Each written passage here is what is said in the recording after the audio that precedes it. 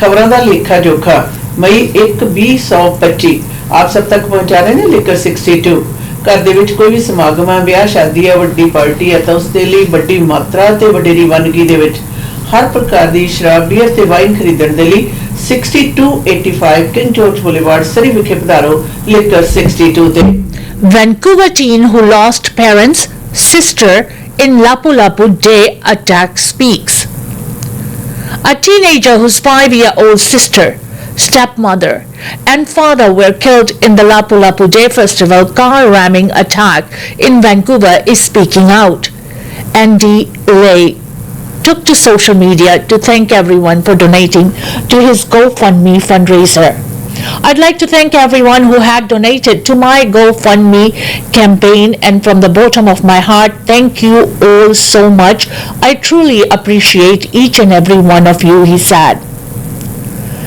Lee's family is 3 of the 11 people killed during the horrific tragedy on Saturday night. I know that many other families are hurting too, which is why I'd like to donate $266,000 to other victims from my GoFundMe campaign, he explained. As of Thursday morning, Lee's fundraiser totals $542,646. Thank you all so much, he explained.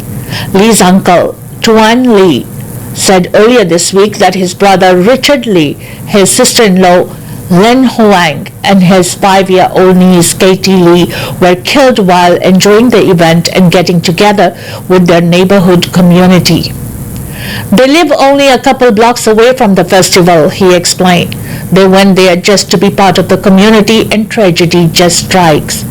Tuan Lee described his brother as a very dedicated badminton and tennis coach and a real estate professional. He spent most of his time either training and teaching his students and mentoring them, or he's with his family and helping his clients. Lynn was a loving wife, and her and Richard's relationship was one of those which you kind of admire, Lee said. Katie was just a bundle of joy. She just finished preschool and was in kindergarten and getting ready for her future. She's just one of those individuals that brings joy to the entire family, he added. Andy Lee ended Wednesday's message by saying that he wants to continue to live with his grandparents who have helped raise me and truly love me. Thank you all so much for your support, he said. Vancouver ਵਿਖੇ 26 ਅਪ੍ਰੈਲ ਨੂੰ ਹੋਏ function ਦੇ ਉੱਤੇ 11 ਲੋਕਾਂ ਦੀ ਮੌਤ ਦੇ ਵਿੱਚੋਂ ਇੱਕ ਲੜਕੇ ਨੇ GoFundMe ਪੇਜ ਦੇ ਉੱਤੇ ਲੋਕਾਂ ਦਾ ਧੰਨਵਾਦ ਕੀਤਾ ਔਰ ਉਸਨੇ ਕਿਹਾ ਕਿ ਮੈਂ ਧੰਨਵਾਦ ਕਰਦਾ ਹਾਂ ਉਹਨਾਂ ਸਾਰਿਆਂ ਦਾ ਜਿਨ੍ਹਾਂ ਨੇ ਸਾਡੀ ਇਸ ਔਖੀ ਘੜੀ ਦੇ ਵਿੱਚ ਮਦਦ ਕੀਤੀ ਹੈ। ਉਸ ਦੀ ਪਿਤਾ ਔਰ ਉਸ ਦੀ ਮਤਰੇਈ ਮਾਂ ਤੇ ਉਸ ਦੀ ਭੈਣ ਇਸ ਹਾਦਸੇ ਦੇ ਵਿੱਚ ਮਰ ਗਏ ਸਨ और जिसके करके उसके अंकल ने GoFundMe पेज है जिहड़ा निर्धारित किया सी और उहदा कहना है कि मैं सारिਆਂ ਦਾ ਧੰਨਵਾਦ ਕਰਦਾ ਹਾਂ। इसे करके GoFundMe ਦੇ ਵਿੱਚ एकत्रित हुई राशि ਦੇ ਵਿੱਚੋਂ 2,66,000 कुछ ਜਿਹੜੇ ਡਾਲਰ ਨੇ ਉਹ मैं बाकी ਜਿਹੜੀਆਂ ਪਰਿਵਾਰ ਨੇ ਪ੍ਰਭਾਵਿਤ ਪਰਿਵਾਰ ਨੇ ਉਹਨਾਂ ਨੂੰ ਦੇ ਰਿਹਾ ਹਾਂ। याद रहे अज सवेर तक तकरीबन $5,42,000 तो उपर धनराशि इस GoFundMe पेज ਦੇ ਵਿੱਚ एकत्रित हो गई सी और इस हादसे तो बाद इस लड़के के अंकल ने एक GoFundMe पेज नशर किया सी जिस दे उत्ते उसने कहा सी कि मेरा भरा उसकी पत्नी ते उसकी जो बेटी है वो तीनों ही 26 अप्रैल वाले इस घटना दे विच मर गए हैं और उन्हों का पिछे एक बेटा है और उसने उसका धन्यवाद करते हुए हुण लड़के ने इस गल का जिक्र किया कि वो अपने जिहड़े ग्रैंड पेरेंट्स ने उन्हां नाल रहेगा क्योंकि उन्होंने हमेशा ही उसका प्यार किया है ते उसनूं संभालिया है। GoFundMe stops donations to page claiming to support Vancouver Festival attack victims. GoFundMe has deactivated a page claiming to raise funds on behalf of a deceased victim on Saturday's attack at a Filipino street festival in Vancouver. The popular fundraising site says it is no longer accepting donations alleged to support the surviving family of a woman named Reina. Organizers behind the page claim to have been with Reina at the Lapu Lapu festival when she died. Reina had asked me to watch her kids on the side before the food truck closed while she walked towards one of the food trucks on her own. It was then that the tragic incident occurred, a page author wrote. Names in remembrance of the 11 killed victims can be found online. No verified source has included a victim named Reina. A woman who claimed on social media that the GoFund page used her photos without permission.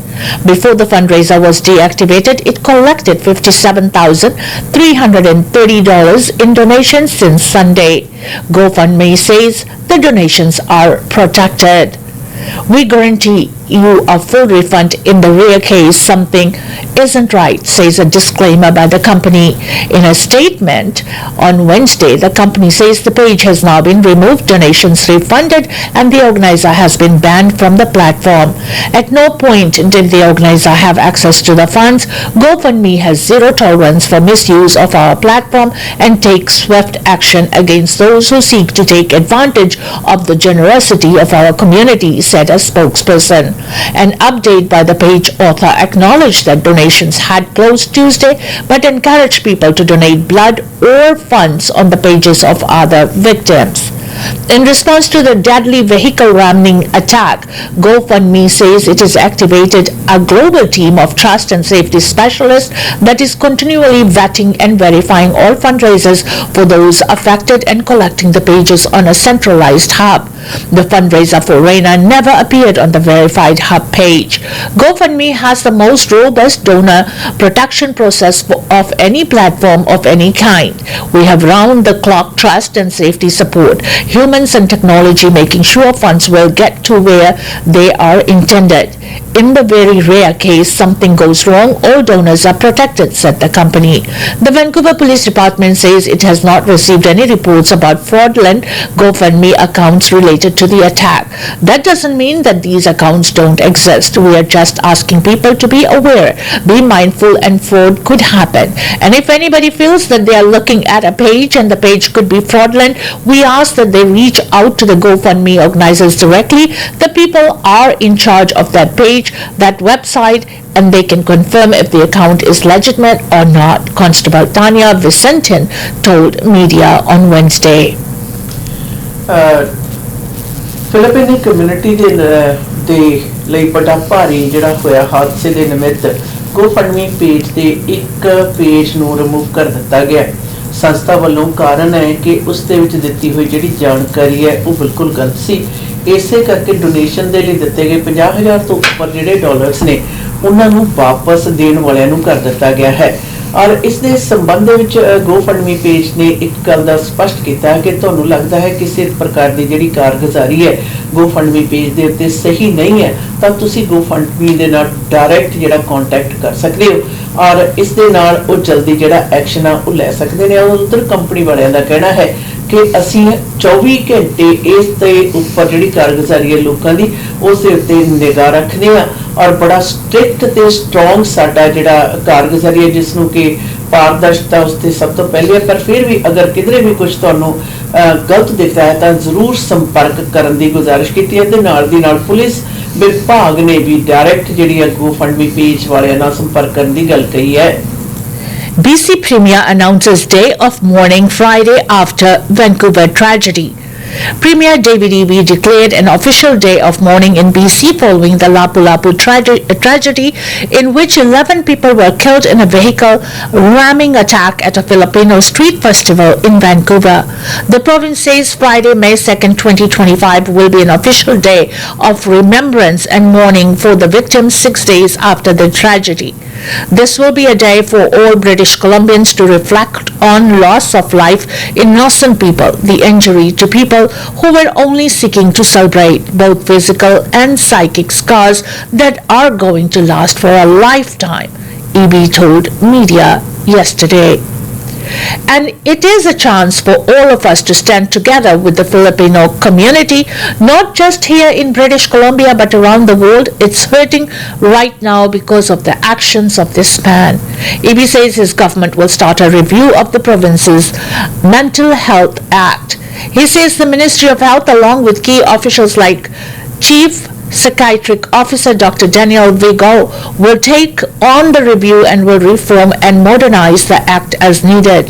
This is something that we have held off on doing because our Mental Health Act is currently being challenged by a group of advocates, in particular the provisions of the Mental Health Act that allow doctors to compel on an individual who is mentally ill to undergo treatment.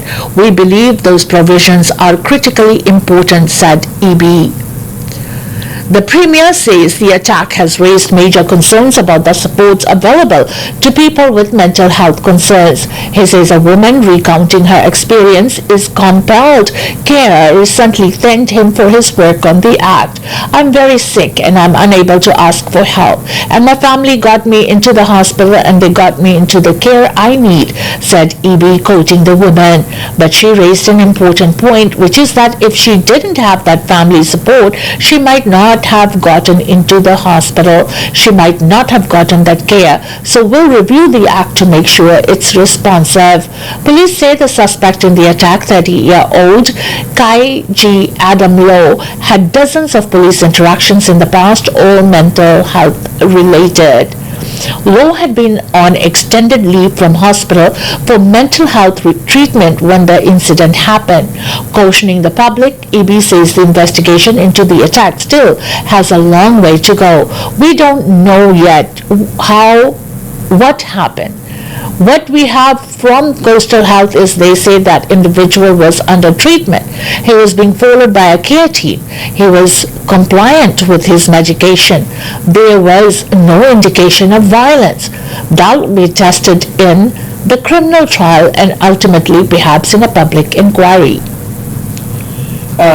सूबे भर दे विच जी सूबे दे मुख्य मंत्री ने इस गल का ऐलान कर दिता है कि कल नूं 2 मई नूं फिलिपिनो कम्यूनिटी दे फैसटिवल दे उत्ते गड्डी चढ़ के जिहड़े 11 लोगों की मौत हो गई है उन्हां दे निमित्त जिहड़ा खास प्रोग्राम आयोजित किया जाएगा जिस दे विच उन्हां नूं श्रद्धांजलि भेंट की जाएगी और उन्हां दा ये भी कहना है कि इस दे विच इस सारे सिचुएशन के मद्देनज़र ਉਹ ਜਿਹੜਾ ਮੈਂਟਲ ਹੈਲਥ ਐਕਟ ਹੈ ਉਸ ਦੇ ਵਿੱਚ ਤਬਦੀਲੀਆਂ ਦੇ ਬਾਰੇ ਚੱਲ ਤਾਂ ਰਿਹਾ ਸੀ ਕੰਮ ਪਰ ਉਸ ਦੇ ਵਿੱਚ ਕੁਝ ਕੁ ਖਾਸ ਤੌਰ ਦੇ ਉੱਤੇ ਡਾਕਟਰ ਵੱਲੋਂ ਆਪਣੀ ਸੋਚ ਦੇ ਆਧਾਰ ਦੇ ਉੱਤੇ ਮਰੀਜ਼ ਨੂੰ ਦਾਖਲ ਕਰਨ ਵਾਲੀ ਜਿਹੜੀ ਪ੍ਰਵਿਧੀ ਸੀ ਉਸ ਨੂੰ ਲੈ ਕੇ ਚੈਲੰਜਸ ਜਿਹੜੇ ਆ ਰਹੇ ਸਨ ਔਰ ਉਹਨਾਂ ਦਾ ਕਹਿਣਾ ਕਿ ਇਸ ਦੇ ਉੱਤੇ ਹੁਣ ਜਲਦੀ ਕੰਮ ਹੋਏਗਾ ਔਰ ਇਸ ਦੇ ਨਾਲ ਮੈਂਟਲ ਹੈਲਥ ਦੇ ਨਾਲ ਸੰਬੰਧਿਤ ਜਿਹੜੇ ਸਾਈਕੋਟਿਕ डॉक्टर ने चीफ डॉक्टर ने वो भी इस दे विच हिस्सा जिहड़ा वो लैणगे. BC Ferries warns of busy travel days this weekend while major vessel docked for retrofit. Travelers headed for Vancouver Island are being warned about a busy weekend ahead on a major BC Ferries route. One of its major vessels, the Queen of Surrey, is out of the water and in dock for a retrofit. The ship won't be back in service until May 6th. BC Ferry says that means there's not a vessel available to help with extra service over what it expects to be very busy weekend. This underscores the importance of continued investment in our aging fleet to maintain service reliability and support the growing demand for travel, BC Ferry said in a statement today. The ferry service is spotlighting the Departure Bay, Horseshoe Bay route with predictions for heavy traffic beginning Friday through Monday. To cope with the challenge, BC Ferries will be operating the 2 available vessels on an extended schedule Thursday evening, 8:05 p.m. departing Horseshoe Bay, 10:10 p.m. departing Departure Bay. BC Ferries is also offering the usual advice, more bookings ahead of time, and if you are unable to make a reservation, consider traveling as a foot passenger or using a different route. BC Ferry says you may have a better chance of getting on a ferry during the early mornings or late night sailings as they typically have more room. We understand that weekends like this can be stressful and we appreciate your patience as we work to accommodate all travelers. We look forward to welcoming you on board this weekend, BC Ferries added. BC Ferry ने सूचित किया जी हम public ਨੂੰ ਚੇਤਾਵਨੀ ਦਿੰਦੇ ਹੋਏ ਕਿਹਾ ਕਿ ਇਸ ਵੀਕਐਂਡ ਦੇ ਉੱਤੇ BC Ferries ਦੇ ਉੱਤੇ ਜਿਹੜਾ ਰਸ਼ ਹੈ ਉਹ ਜ਼ਿਆਦਾ ਹੋਏਗਾ. ਕਾਰਨ ਹੈ ਕਿ ਕੋਈ ਨਵਸਰੀ ਹੈ ਜਿਹੜੀ ਉਹ ਪਾਣੀਆਂ ਦੇ ਵਿੱਚ ਨਹੀਂ ਹੈ ਤੇ ਇਸ ਦੇ ਨਾਲ ਵੀਕਐਂਡ ਦੇ ਉੱਤੇ ਜ਼ਿਆਦਾਤਰ ਜਿਹੜੇ ਟਰੈਵਲਿੰਗ ਕਰਨ ਵਾਲਿਆਂ ਨੂੰ ਇੰਤਜ਼ਾਰ ਕਰਨੀ ਪੈ ਸਕਦੀ ਹੈ। ਔਰ ਇਸ ਦੇ ਲਈ 2 ਰੂਟਸ ਨੇ ਜਿਹੜੇ ਉਹਨਾਂ ਦਾ ਵੀ ਐਲਾਨ ਕੀਤਾ ਹੈ, ਪਰ ਉਹਨਾਂ ਨੇ ਇਹ ਗੱਲ ਨੂੰ ਸਪਸ਼ਟ ਕੀਤਾ ਹੈ ਕਿ ਸਭ ਤੋਂ ਬੈਸਟ ਹੈ ਕਿ ਤੁਸੀਂ ਐਡਵਾਂਸ ਜਿਹੜੀ ਬੁਕਿੰਗ ਹੈ ਉਹ ਕਰ ਲਵੋ। ਅਗਰ ਬੁਕਿੰਗ ਤੁਹਾਡੀ ਐਡਵਾਂਸ ਨਹੀਂ ਹੋ ਸਕਦੀ ਕਿਸੇ ਵੀ ਕਾਰਨ ਕਰਕੇ, ਤਾਂ ਤਰਜੀਹ ਦਿਓ ਕਿ ਤੁਸੀਂ ਪੈਦਲ ਚੱਲ ਕੇ ਤੁਸੀਂ ਡੌਕ ਦੇ ਉੱਤੇ ਪਹੁੰਚ ਸਕਦੇ ਹੋ ਔਰ ਫੈਰੀ ਲੈ ਸਕਦੇ ਹੋ ਬਿਨਾਂ ਗੱਡੀ ਦੇ, ਤਾਂ ਉਸ ਦੇ ਵਿੱਚ ਤੁਹਾਡੇ ਜਾਣ ਦੇ ਜਿਹੜੇ ਚਾਂਸਸ ਨੇ ਉਹ ਜ਼ਿਆਦਾ ਹਨ। ਪਰ ਸੂਚਿਤ ਉਹਨਾਂ ਨੇ ਕਰ ਦਿੱਤਾ ਕਿ ਇਸ ਵੀਕਐਂਡ ਤੇ ਫਰਾਈਡੇ ਤੋਂ ਲੈ ਕੇ ਸੋਮਵਾਰ ਤੱਕ ਫੈਰੀ ਦੇ ਜਿਹੜੇ ਰੂਟਸ ਨੇ ਉਹਨਾਂ ਦੇ ਵਿੱਚ ਭਾਰੀ ਗਿਣਤੀ ਦੇ ਵਿੱਚ ਜਿਹੜਾ ਵਾਧਾ ਹੋਏਗਾ ਤੇ ਬਿਜ਼ੀ ਰਹਿਣਗੇ, ਸੋ ਐਡਵਾਂਸ ਬੁਕਿੰਗ ਕਰੋ। Measles jumps borders in North America with outbreaks in Canada, Mexico and US. Dr. Hector Alcanza knew El Paso would see measles the moment it began spreading in West Texas and eastern New Mexico. Highways connect his border city with the epicenter of Texas' massive outbreak, which is up to 663 cases.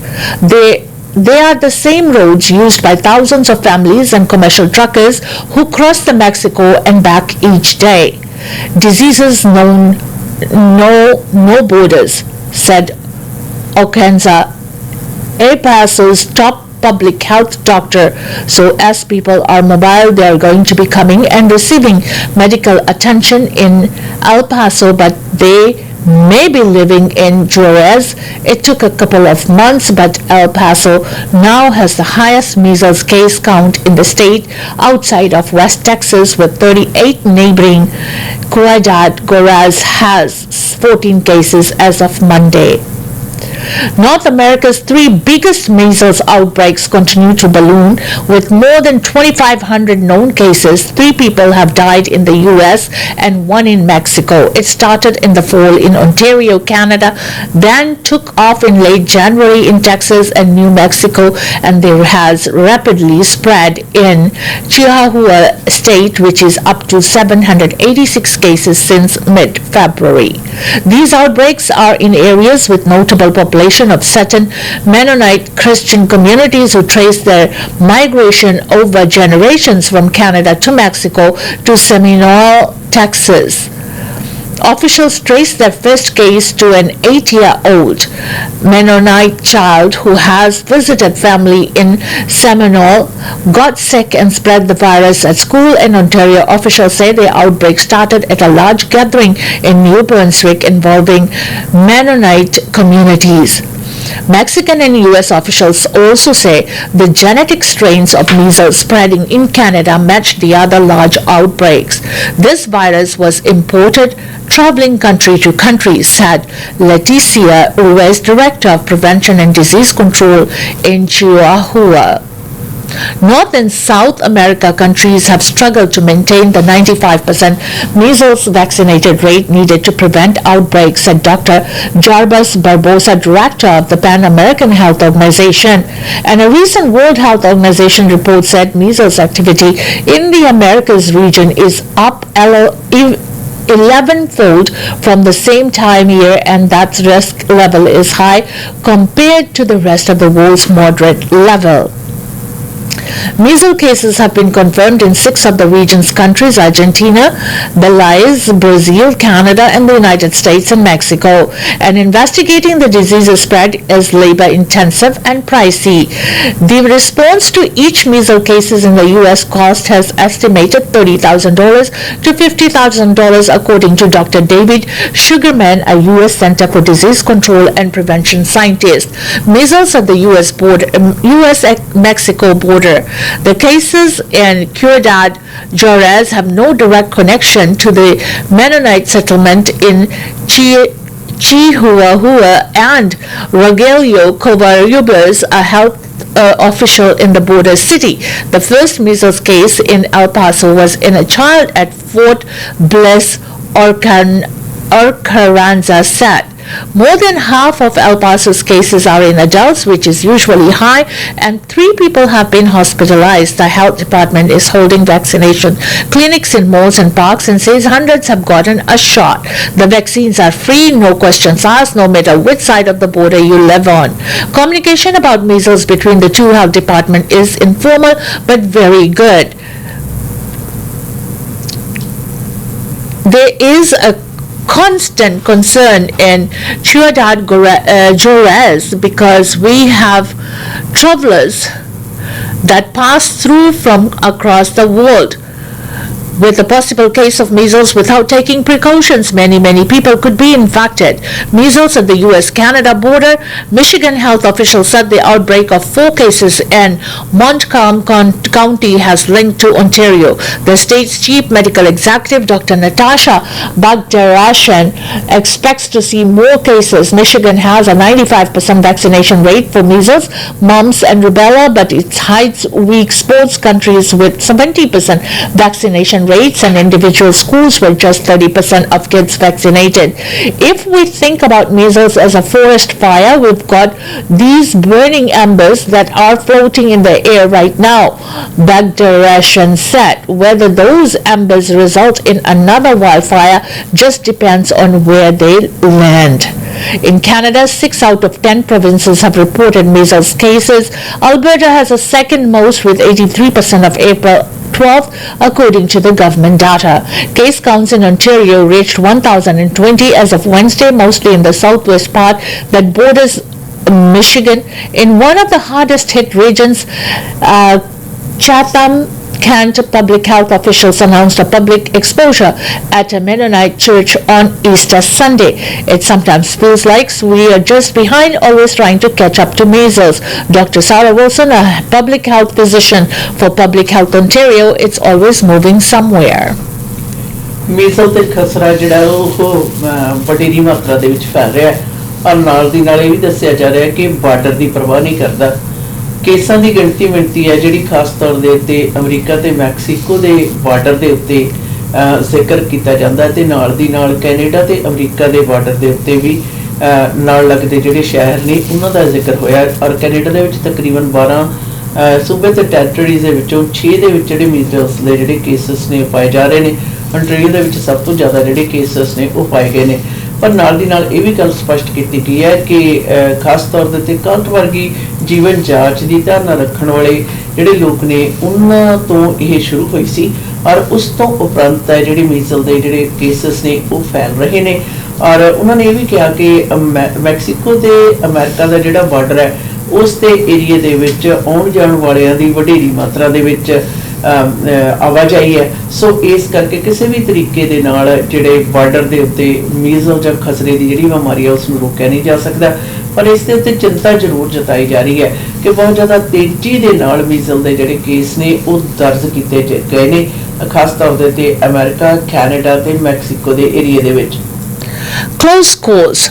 These are the 9 tightest races of the Canada election. Will they or won't they? A day after the election, the country was holding its breath to see if the Liberals would cross the magic number of 172 and win an outright majority. And by the end of Tuesday, the Liberals were projected to form a minority government with 169 seats, just shy of majority. Elections Canada attributed the long wait to a high voter turnout. Due to the high turnout in this election, particularly by those voting by special ballot and by advance polls, more time is needed to count the ballots while ensuring our integrity checks are done, said the elections agency on X. Overall, 68.7% of the eligible voters cast their vote, with a record 7.3 million ballots cast during advance poll. A high degree of voter enthusiasm for the 2 biggest parties also meant close races across the country. 9 races ended with a margin of fewer than 500 votes separating the leading candidate from the second place finisher. As of Thursday morning, no judicial recount, automatic or at the request of an elector, is underway.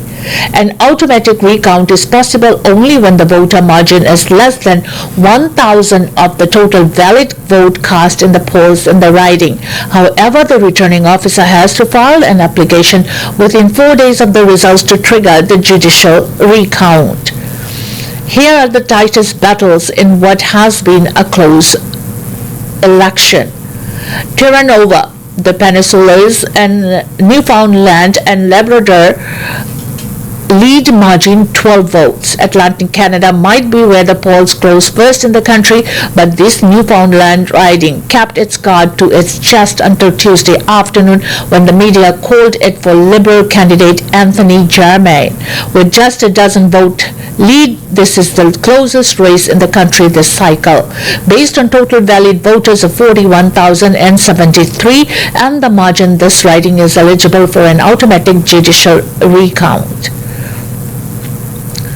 Terrebonne, Quebec, lead margin 35 votes. This Montreal area riding showed incumbent Natalie Sinclair Desjardins of the Bloc Québécois with a narrow lead of a couple of dozen votes all through Tuesday afternoon.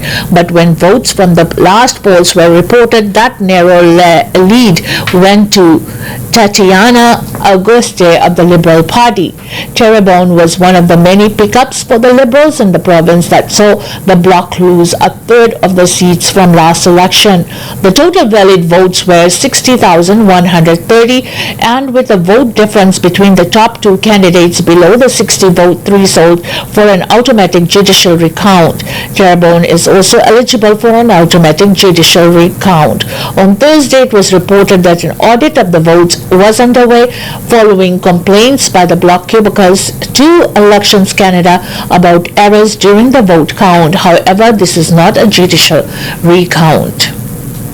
Nunavut, lead margin 77 votes. The relationship challenges with the U.S. have put the Arctic on the spotlight, and this territory received high-profile visitors like the Liberals leader Mark Carney and Conservative leader Pierre Poilievre in recent months. While the Liberals and the Conservative candidates performed well, the New Democrat incumbent Lori Edlout seemed to be holding on to her seat. She will be one of 12 Indigenous members of the next Parliament, as reported by CBC. On Wednesday, Elections Canada issued an apology for the shortcoming of the service in Nunavut following reports that some polling stations in Nunavut were only open for 2 hours on election day. Nunavut isn't eligible for an automatic judicial recount since the total eligible voters were 7,868. Windsor, Tecumseh, Lakeshore, Ontario, lead margin 233 votes. Conservative Kathy Borrelli beat out Liberal incumbent Iraq Tushamazek in one of the many pickups for the Conservatives in the battleground southwestern Ontario.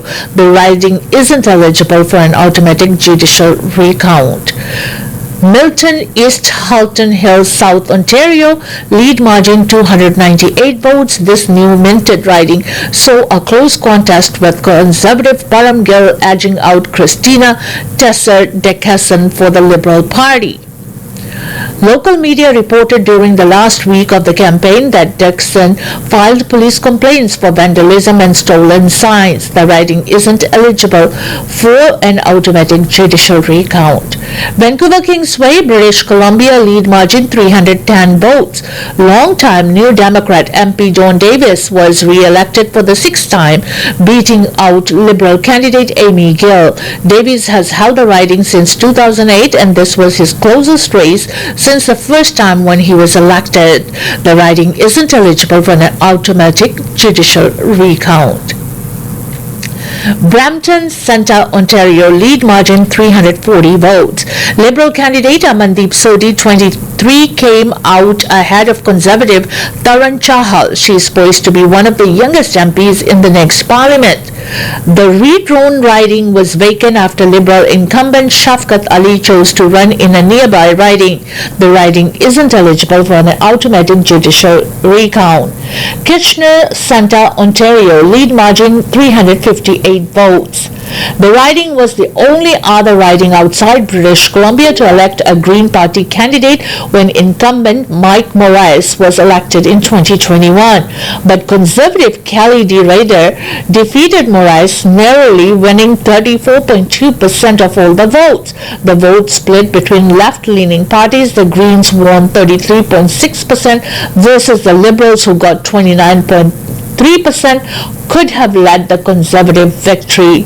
The riding isn't eligible for an automatic judicial recount. Miramichi, Grand Lake, New Brunswick, lead margin 394 votes. Mike Dawson kept the riding in the Conservative tally after he beat former provincial minister and Liberal candidate Lisa Harris. The riding isn't eligible for an automatic judicial recount. Election ਦੇ ਵਿੱਚ close ਕਾਲਸ ਨੇ ਜਿਹੜੀਆਂ Canada ਦੀਆਂ 9 ਸਭ ਤੋਂ ਜ਼ਿਆਦਾ tight ਜਿਹੜੀਆਂ race ਰਹੀ ਹੈ ਉਹਨਾਂ ਦਾ ਜ਼ਿਕਰ ਹੈ ਜਿਹੜਾ ਪੂਰੀ ਤਰ੍ਹਾਂ ਦਿੱਤਾ ਗਿਆ, ਜਿਸ ਦੇ ਵਿੱਚ ਵੋਟਾਂ ਦੇ ਵਿੱਚ ਫਰਕ ਹੈ ਜਿਹੜਾ ਜਿੱਤਣ ਵਾਲੇ ਕੈਂਡੀਡੇਟ ਤੇ ਹਾਰਨ ਵਾਲੇ ਕੈਂਡੀਡੇਟ ਦੇ ਵਿੱਚ ਸਿਰਫ 12 ਵੋਟਾਂ ਤੋਂ ਲੈ ਕੇ ਸ਼ੁਰੂ ਹੁੰਦਾ ਹੈ, ਜਿਹੜੇ ਕਿ ਆਟੋਮੈਟਿਕਲੀ ਰੀਕਾਊਂਟ ਹੈ ਜਿਹੜਾ ਉਸ ਦੇ ਲਈ ਐਲੀਜੀਬਲ ਹਨ, ਪਰ ਅਜੇ ਤੱਕ ਇਸ ਪ੍ਰਕਾਰ ਦੀ ਕੋਈ ਜਿਹੜੀ ਪ੍ਰਕਿਰਿਆ ਉਹ ਸ਼ੁਰੂ ਨਹੀਂ ਹੋਈ। ਔਰ ਇਹਨਾਂ ਜਿਹੜੀਆਂ 9 ਜਿਹੜੀਆਂ ਰਾਈਡਿੰਗਸ ਨੇ ਉਹਨਾਂ ਦੇ ਵਿੱਚ BC ਦੀ ਰਾਈਡਿੰਗ ਹੈ ਜਿਹੜੀ ਆਪਣੇ ਮੈਟਰੋ ਵੈਨਕੂਵਰ ਦੀ ਡਾਊਨ ਡੇਵਿਸ ਵਾਲੀ ਜਿਹੜੀ ਰਾਈਡਿੰਗ ਹੈ ਉਸ ਦਾ ਵੀ ਜ਼ਿਕਰ ਹੋ ਰਿਹਾ ਹੈ।